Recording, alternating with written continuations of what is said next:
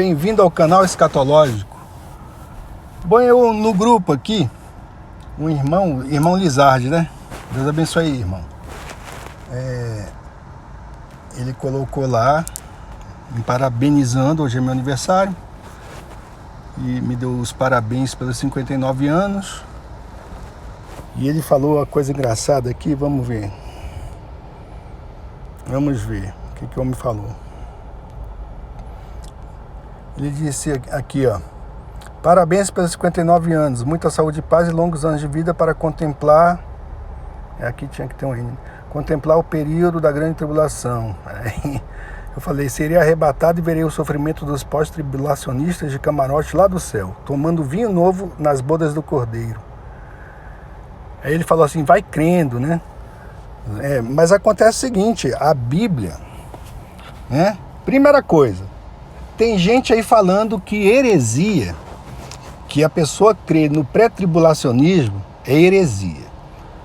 Quem fala isso é abestado ou não estudou, certo? Porque heresia diz respeito àquelas doutrinas fundamentais da palavra do ensino cristão.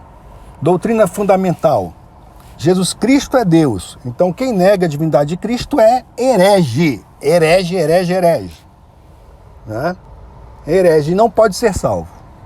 Não pode ser salvo. E ponto final. Negar a existência do Pai, do Filho e do Espírito Santo. Nós sabemos que temos um Deus triuno. Isto é heresia também. Negar a salvação pela graça somente. Também é heresia. Porque as seitas, elas sempre vão adicionar alguma coisa. Não, você precisa da fé e das obras. Então qualquer doutrina que ensine esse tipo de coisa é uma heresia. Negar, por exemplo, Armínio foi considerado herege, porque a doutrina dele leva ao quê? Leva ao humanismo. Tira Deus do foco. Deus diz: a mim pertence a salvação. Certo? Então, negar o poder de Deus, então a Bíblia fala que os hereges negam o poder de Deus. O poder, então, é transferido para o homem. Então, não é heresia ser pré-tribulacionista, não é heresia ser pós-tribulacionista, não é heresia ser mid-tribulacionista, nada disso relacionado à escatologia, porque o próprio Senhor Jesus disse que nós nem sabemos o tempo, apenas o Pai sabe. Então, a interpretação, vai depender aí de muita coisa. Agora, o pré-tribulacionismo, ele é mais coerente. Por exemplo, com o que diz respeito às 70 semanas de Daniel, onde elas se encaixam. Onde essas 70 semanas de Daniel, você que é pós-tribulacionista, onde o arrebatamento após a tribulação se encaixa na profecia das 70 semanas. Quando vai começar? Estamos na 79ª semana. Quando vai começar a 70ª semana? É justamente quando o Espírito Santo for retirado da terra com a igreja. A apostasia, naquele texto de Tessalonicenses, é retirada, na verdade. Apostasia, aquele texto, aquela palavra não foi traduzida do grego. Eles apenas fizeram uma transliteração, apostase. Eles transliteraram para o português. Mas a tradução, que bem coerente dentro do texto, é a retirada. A retirada de quem? Do Espírito Santo, que habita na igreja, que somos nós, as pessoas que creem, receberam o Senhor Jesus. Então, a minha resposta que eu dei ao Lizardi tem tudo a ver aqui com esse texto que se encontra em Mateus 26, 29, que Jesus diz para os discípulos: e vos afirmo que de agora em diante não mais tomarei deste fruto da videira até aquele dia em que beberei o novo vinho convosco no reino de meu Pai. O vinho era utilizado nas festas de casamento em Israel. Tanto que o primeiro milagre realizado por Jesus foi a transformação da água em vinho, simbolizando ali um novo nascimento, a nova vida. Então, nas bodas do Cordeiro, que devem acontecer, durante a tribulação, né, o inferno vai estar aqui na terra, e os salvos em Cristo e os que ressuscitaram com Ele, né, ou ressuscitaram para Ele, aliás.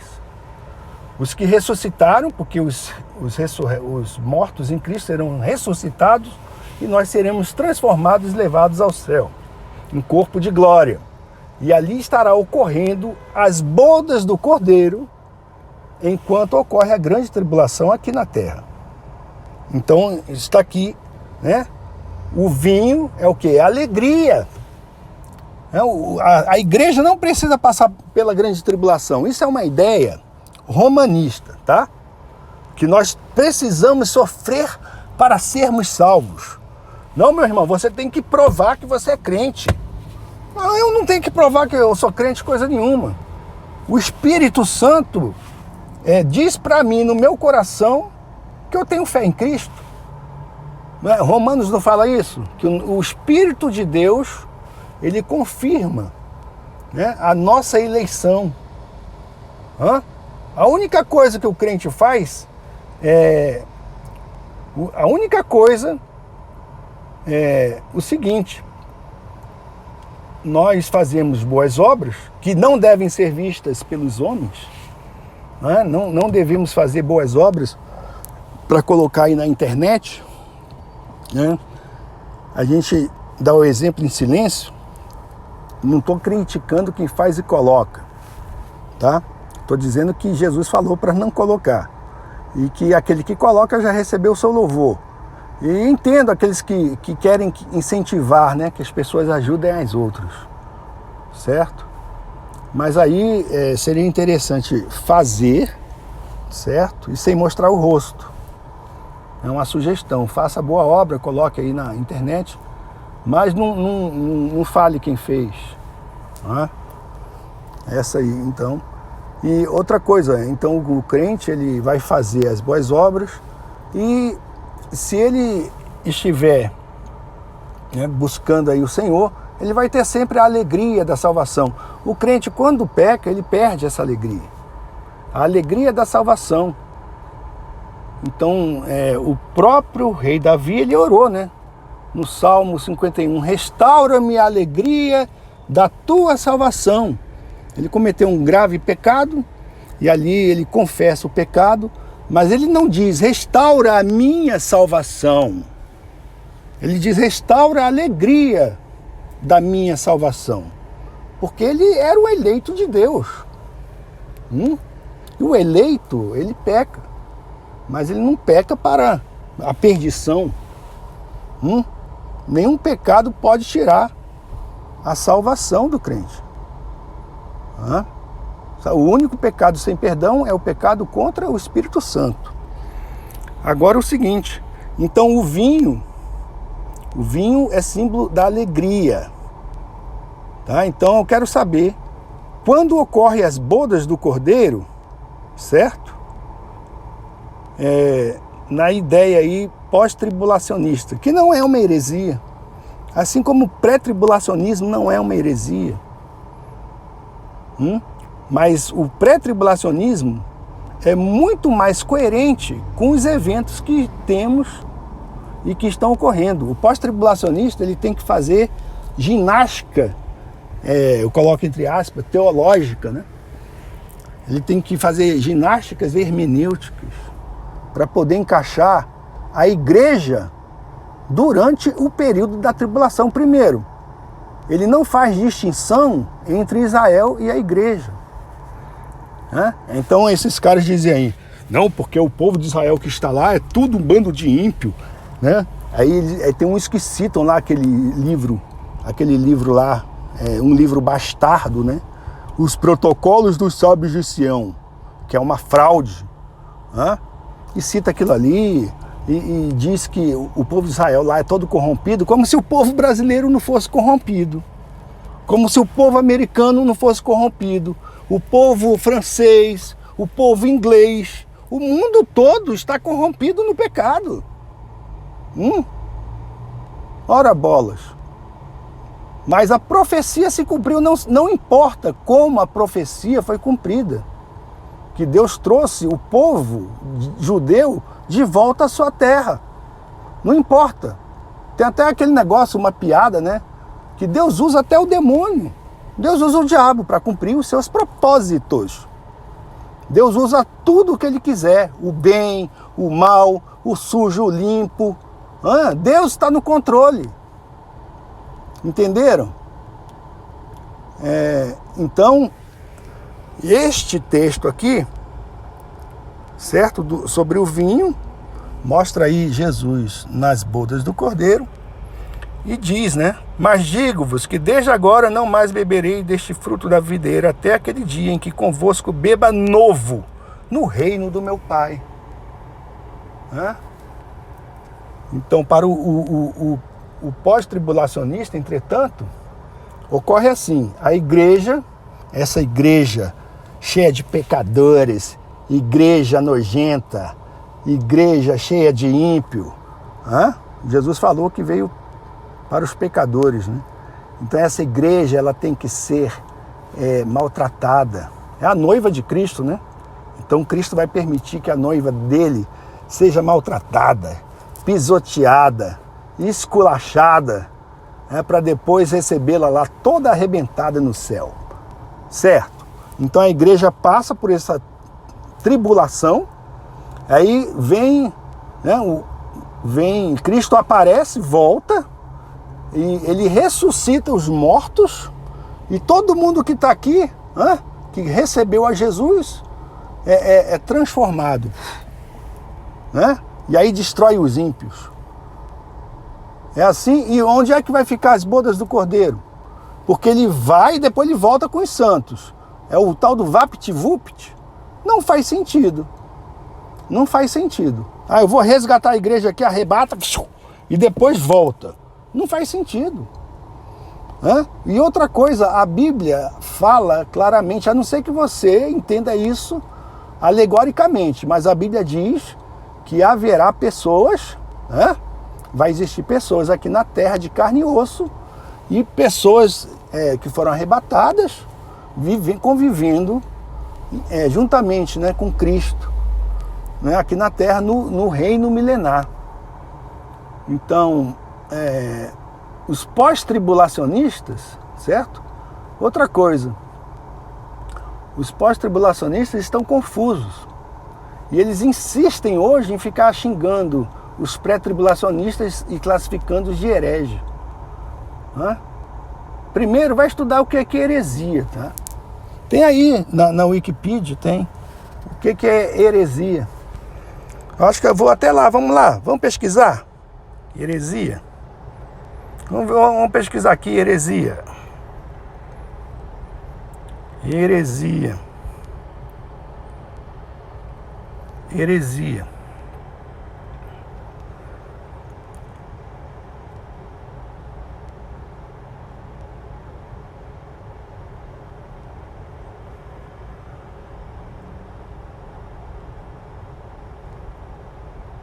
Heresia.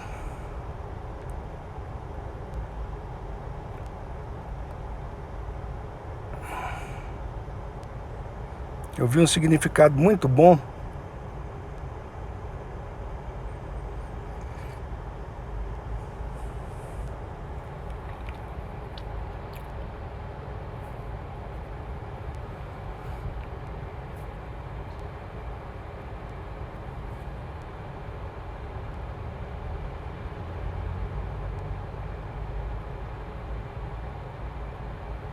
Não é isso não.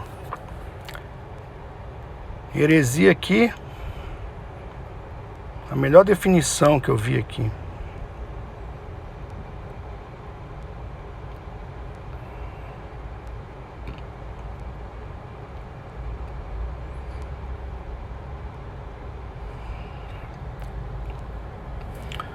Heresia.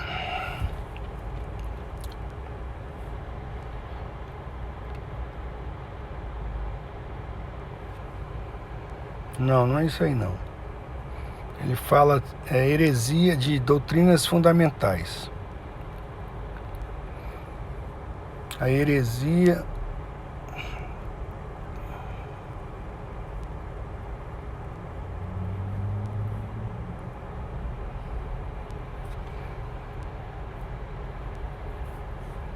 Aqui. Receitas e heresias. Tá aqui.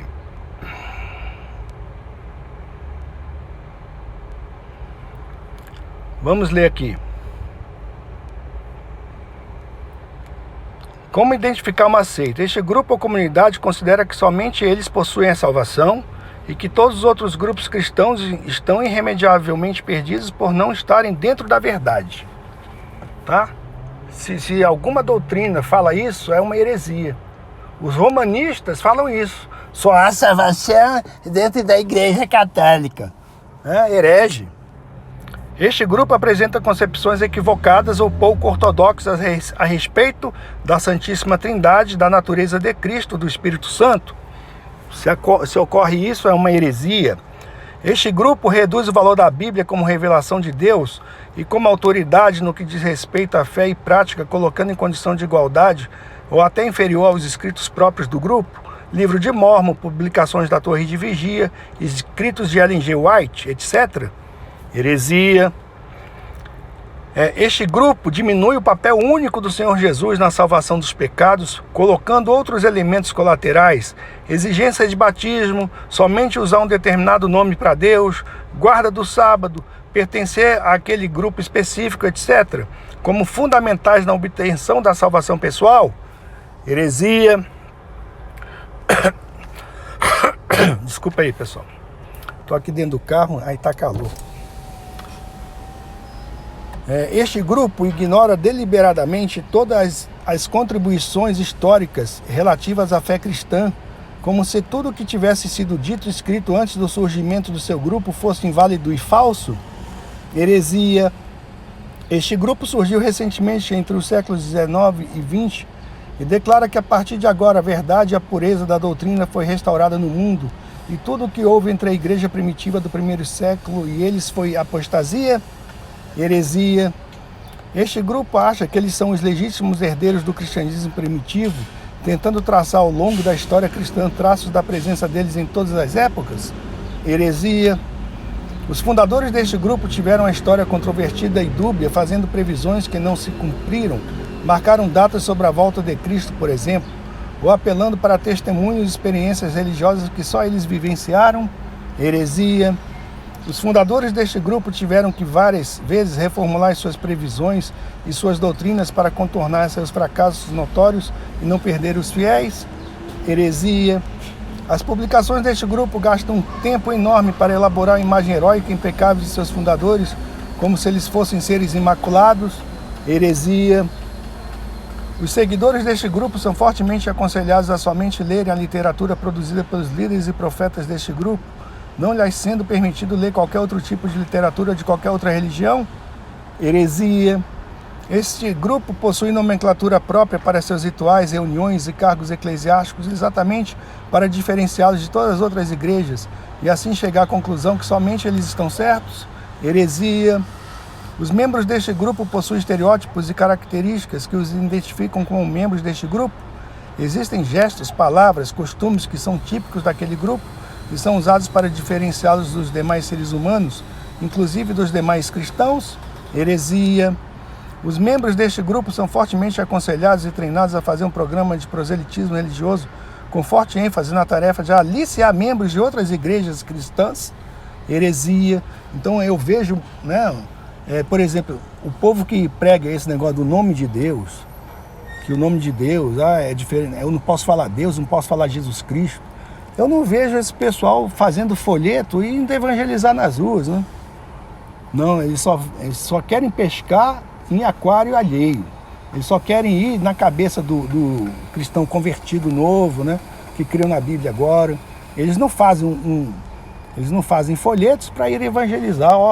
aqui, ó, doutrina do Yahoo, sei lá, entendeu? Eles não fazem, certo? Heresia. Este grupo exige fidelidade incondicional aos líderes e à hierarquia instituída, de forma que seus membros não possuam qualquer autonomia ou liberdade de pensamento ou expressão. Heresia.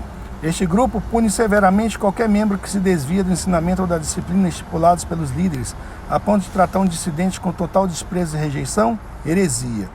Este grupo possui rituais secretos que somente são revelados aos iniciados, e em geral pessoas mais graduadas dentro da hierarquia do grupo.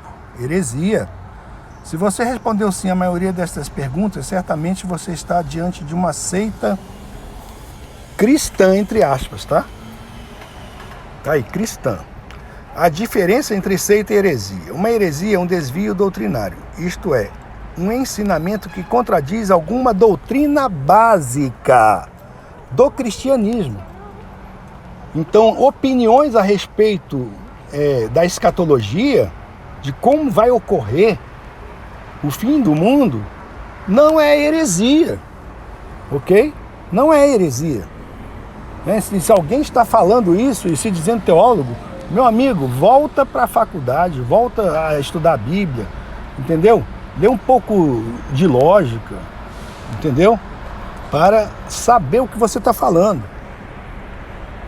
Então fala aqui, vou repetir, uma heresia é um desvio doutrinário, isto é, um ensinamento que contradiz alguma doutrina básica do cristianismo e que passa a ser ensinado e transmitido no interior da comunidade cristã. É importante ressaltar, tá? Prestem atenção, é importante ressaltar, vou dizer de novo, é importante ressaltar que existem doutrinas que são fundamentais, que identificam um cristão como cristão, como, por exemplo, a doutrina da Santíssima Trindade, a doutrina das duas naturezas do Senhor Jesus, a doutrina da salvação pela graça, a doutrina da segunda vinda do Senhor Jesus, etc. Enquanto existem outras que são secundárias, nas quais pode haver divergências dentro da cristandade, sem que isto venha a se caracterizar como heresia. Tá entendendo aí, ó? Vocês estão entendendo? Quero saber. Eu vou ler de novo. Lerei de novo, tá? Porque tem que ficar bem firme aí na mente, né, das pessoas. Então ele fala: enquanto existem outras que são secundárias, nas quais pode haver divergências dentro da cristandade, sem que isto venha a se caracterizar como heresia. Por exemplo, a doutrina dos sacramentos, batismo e santa ceia. Caracterizamos como heresia principalmente aquilo que vem a contradizer os ensinamentos centrais, nos quais todas as igrejas ditas cristãs concordam plenamente. Também devemos fazer menção da diferença entre doutrina e dogma. Uma doutrina é uma elaboração fruto de uma concordância entre as principais lideranças e resultante de inúmeras leituras e interpretações do texto bíblico, feitas ao longo da caminhada histórica cristã, a respeito dos temas e conteúdos concernentes à fé cristã e que os discípulos devem tomar como base e guia em seu ensinamento e na proclamação do Evangelho do Reino. Já dogma é uma doutrina que é tomada de forma absoluta, para a qual se rejeita qualquer questionamento intelectual e que deve ser assumida como axioma por todos os seguidores. Deus nos fez seres capazes de refletir, de pensar, portanto, é da natureza humana elaborar questões e ter dúvidas a respeito das coisas. Com as doutrinas cristãs não é diferente. O cristão pode sim questionar as doutrinas e examiná-las sob vários pontos de vista, sem que isto caracterize necessariamente uma heresia. O herege não é aquele que possui uma opinião diferente, mas aquele que acredita tanto em suas opiniões que acha que deve ensiná-las a outros. Para não transpormos o tênue limite entre a saudável investigação crítica e a heresia, devemos ter sempre a humildade e a autocrítica de entendermos que podemos estar errados e a disposição para mudarmos de ideia sempre que for necessário. Uma seita é uma divisão causada na igreja, em geral provocada pelo ensinamento de uma heresia, ou às vezes uma seita surge tão somente pela disputa de poder eclesiástico. Toda seita possui a característica de transmitir ensinos e estimular comportamentos que os distingam de todos os outros grupos e igrejas. É importantíssimo para a autoafirmação do grupo que eles enfatizem bem as diferenças existentes entre aquele grupo único perfeito e todos os outros. Uma seita pode bem ser identificada por qualquer um dos procedimentos padrão: adição, subtração, multiplicação e divisão. Adição significa que uma seita, em geral, adiciona algo à Bíblia, como fonte de autoridade. Exemplos: Adventista do Sétimo Dia, que coloca os escritos da profetisa Ellen G. White no mesmo nível de inspiração que a Bíblia. A Sociedade Torre de Vigia, conhecida como Testemunho de Jeová, não aceita que a Bíblia seja lida e interpretada sem o corpo governante. A Igreja de Jesus Cristo dos Santos dos Últimos Dias, conhecida como Mormons. Além da Bíblia, tem um livro de Mormons, Doutrinas e Convênios e Pérolas de Grande Valor. A Igreja Deus e Amor, que substitui a Bíblia pelo seu regimento interno como regra de fé e prática. Subtração significa que uma seita, em geral, subtrai algum atributo do Senhor Jesus, caindo em alguma das heresias estudadas acima sobre sua pessoa ou sua natureza. Multiplicação significa que uma seita, em geral, prega a autossalvação. Crer em Jesus é importante, mas não é tudo. Tem que aderir a certos ritos e práticas, como, por exemplo, a guarda do sábado para os adventistas do sétimo dia ou o consentimento do profeta Joseph Smith para os mormons. Divisão significa que a seita divide a fidelidade a Deus com a fidelidade à organização, igualando os dois. Portanto, qualquer que desobedeça ou questione qualquer preceito ou ordenança da seita é excluído da graça de Deus. Não existe salvação fora do seu sistema religioso. Panorama histórico das heresias na cristandade. Aí ele fala do gnosticismo, que eles criam em um Deus abstrato, que não tem qualquer interação com o mundo criado. A criação do mundo seria relegada ao demiurgo, que os gnósticos identificavam com o Deus do Antigo Testamento, e por qual não nutriam qualquer simpatia. Jesus, como o Logos divino, não poderia ter se encarnado, pois ele não poderia se misturar com a matéria, inerentemente ruim segundo o ponto de vista deles. Assim, Jesus seria uma manifestação puramente ilusória e aparente. Atualmente, a Legião da Boa Vontade é a seita mais popular que expressa alguns ensinamentos parecidos com o gnosticismo. O espiritismo kardecista e todas as suas variações também sofreram forte influência do gnosticismo. Docetismo, uma variação do gnosticismo que afirmava que Jesus era um fantasma, uma aparência, e sua morte na cruz não podia ter ocorrido de fato, pois se ele é Deus, então não poderia sofrer. Maniqueísmo, fundado pelo bispo Mani, morto em 276 d.C., tem como base a filosofia dualista persa introduzida por Zaratustra, que dividiu o universo em dois reinos, igualmente poderosos e em permanente conflito: o reino da luz e o reino das trevas. Cristo, para os maniqueístas, nunca poderia ter se encarnado, pois ele, sendo inteiramente luz, não poderia se imergir no domínio das trevas. Neoplatonismo, fundado por Plotino, influenciado pelos escritos do filósofo Platão, Plotino, uma doutrina que negava a matéria, considerando-a como algo mal por si mesmo. Somente a realidade espiritual era essencialmente boa. Os neoplatônicos tinham problemas semelhantes aos maniqueístas com respeito à encarnação do Senhor Jesus. O monarquianismo enfatiza a unidade de Deus, então rejeita qualquer alegação de que o Senhor Jesus ou o Espírito Santo possuam de fato a natureza divina. A seita Testemunha de Jeová talvez seja o maior expoente deste tipo de visão.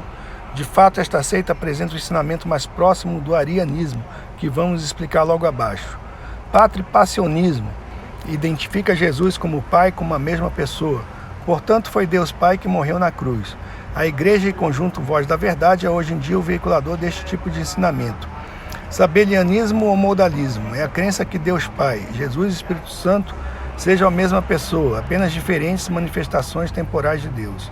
Em geral, as igrejas que seguem este tipo de doutrina enfatizam o batismo em nome de Jesus, por exemplo, a Igreja Tabernáculo da Fé do profeta William Marion Branham, a igreja local de Witness Lee, conhecida pelo jornal Árvore da Vida.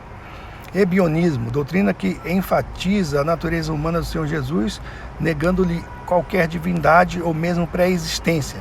Mesmo assim, os ebionistas criam em Jesus como Messias, sofrendo hostilidades tanto da parte dos judeus quanto da parte dos cristãos.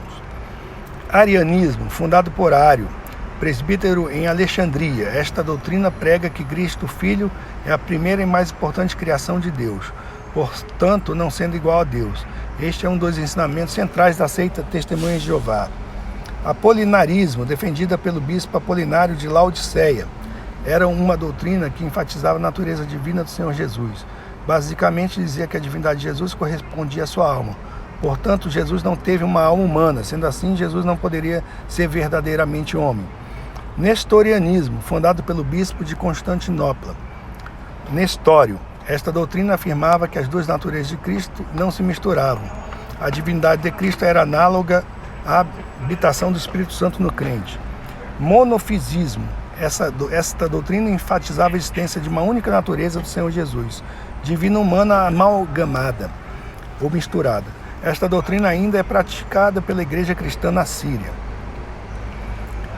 Então ele vai falando, né, que essas doutrinas malucas aqui, hoje em dia, estão tomando novas roupagens, né? Então tem os falsos profetas aí na internet e ficam inventando, tem outros aí que ficam querendo reinventar a roda, né? E é isso, pessoal. Mas é isso mesmo, né? No que tange, no que diz respeito, no que tange e no que diz respeito aí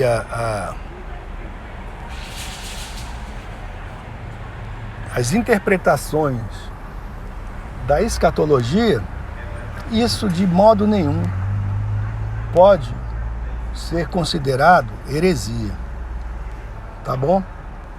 Então, você, pós-tribulacionista, não é herege se você crê nos fundamentos da fé cristã. Salvação pela graça, no Deus triuno, que crê que a Bíblia, né, é o fundamento, é a regra de fé do crente. Né? Se você rejeita todos esses negócios aqui, ó, você não é herege. Assim como o pré-tribulacionista não é herege. Ou aquele que crê aí que tudo já ocorreu. Nesse ponto de escatologia não é heresia, rapaz. O cara ter qualquer entendimento sobre isso. Heresia diz respeito apenas e somente aquilo que diz respeito aos fundamentos da doutrina cristã. Fica a dica.